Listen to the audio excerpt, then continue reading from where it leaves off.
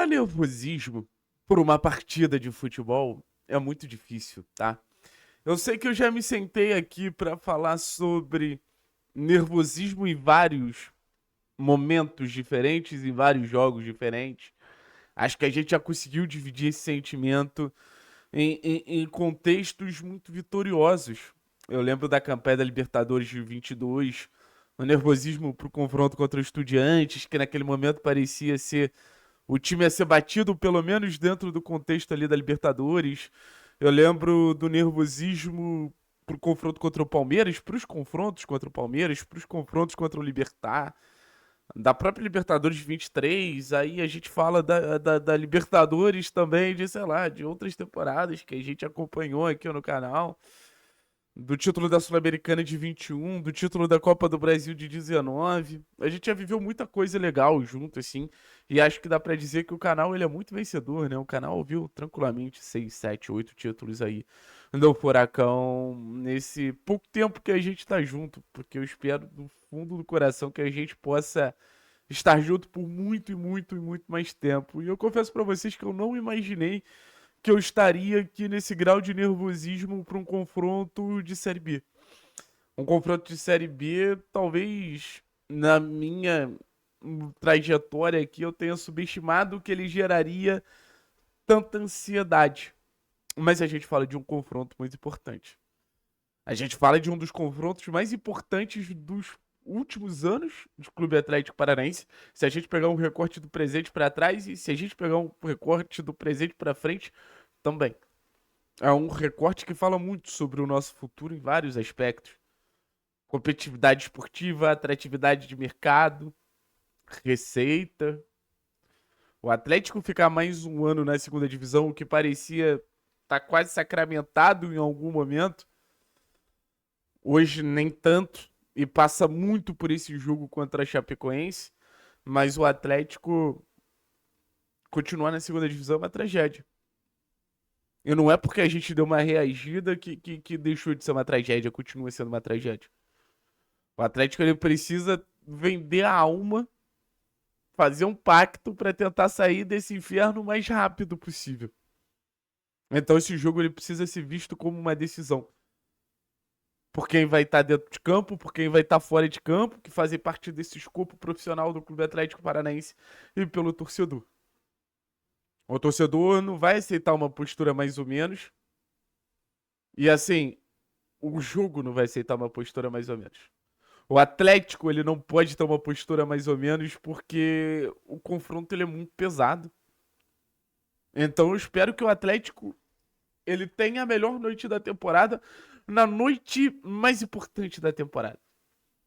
Eu acho que até agora dá pra dizer que a gente desenhou um Atlético que apareceu em poucos momentos dessa Série B.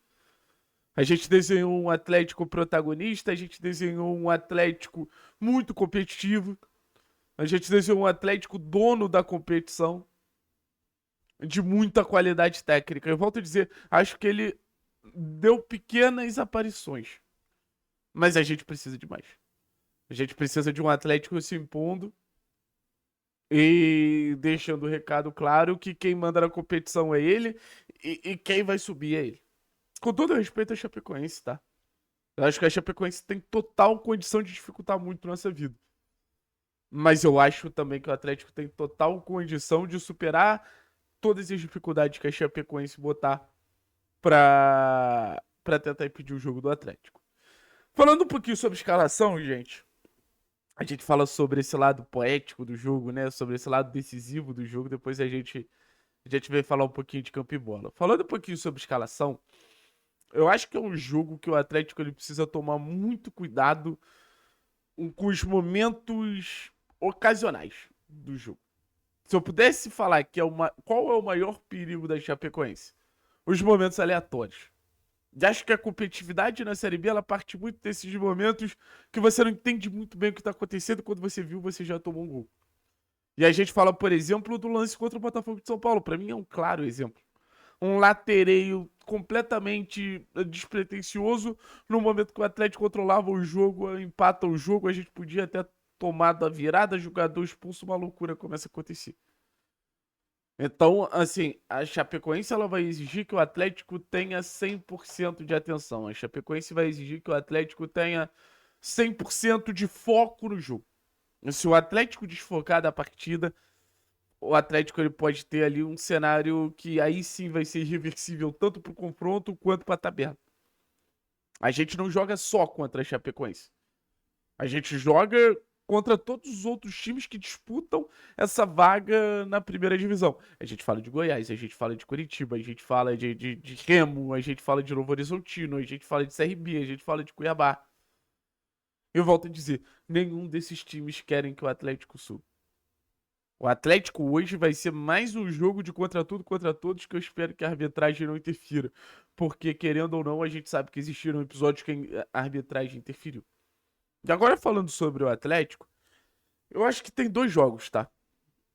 O jogo que promete ser muito tenso, e aí a gente fala do jogo mental, que eu espero que o Atlético, nessa sequência de vitórias, faça com que o Atlético chegue mais leve para um confronto tão pesado. Não faça que o Atlético chegue mais tranquilo, respirando mais para um confronto tão pesado, porque mentalmente o Atlético tem que estar muito preparado para encarar todos os desafios possíveis do jogo e para não oscilar e para não ratear mentalmente nesses confrontos, nesses desafios. Então eu acho que esse ponto ele é fundamental. O mental ele já atrapalhou muito o Atlético ao longo de toda a competição. E acho que no jogo tão pesado o mental tem que falar ao nosso favor de um time maduro, de um time cascudo. E eu acho que, por exemplo, nas últimas rodadas dá pra dizer que o Atlético amadureceu muito dentro da Série B. E assim, tecnicamente, aí, cara, eu já falei assim. Eu acho que o Atlético ele tem uma obrigação de se impor tecnicamente. E quando a gente fala da questão técnica do jogo, é muito doido você olhar para o time do Atlético que foi pintado como um time ruim ou como um time suficiente durante tantos momentos da temporada e você saber que esse time é pra lá de suficiente para derrotar a Chapecoense e para buscar esse acesso. Quando a gente vê o Atlético ele entrando em campo na Arena Condá, a gente vai estar falando de Arthur Dias, a gente vai estar falando de Léo Derek, a gente vai estar falando de Lucas Esquivel, a gente vai estar falando de Gaston Benavides, a gente vai estar falando de Zapelli, a gente vai estar falando de Dudu, a gente vai estar falando de Mendonça, a gente vai estar falando de Viveiros. Poderia ser um Atlético de Série A, podia ser um Atlético em condições finais de Copa. Esse Atlético ele não é muito distante do Atlético competitivo, do Atlético vitorioso. Eu acho que é muito nesse sentido que a gente precisa ter na cabeça que esse Atlético ele tá mais perto do Atlético que ganhou do que do Atlético que a gente imaginou que não seria o suficiente para ganhar alguma vaga no acesso. Esse Atlético ele é totalmente suficiente, ele é totalmente capaz e ele tem tudo para ganhar essa vaga no acesso. Eu não tô sendo arrogante. Eu não tô sendo arrogante. É constatar o óbvio.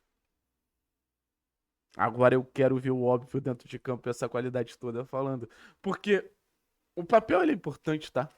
Quando a gente fala que o time ele é bom no papel, eu acho que o primeiro passo para um time ser bom é ser bom no papel. Às vezes tem times que pulam o papel e vão direto pro campo, como por exemplo é o caso do Mirassol, que é um baita de um azarão. Mas os times eles precisam começar a ser muito bons no papel. O Atlético, eu acho que ele dá um check nesse cenário. Agora falta a gente ver o Atlético ser melhor ainda dentro de campo. Valeu? Tamo junto, rapaziada. Valeu, valeu, valeu.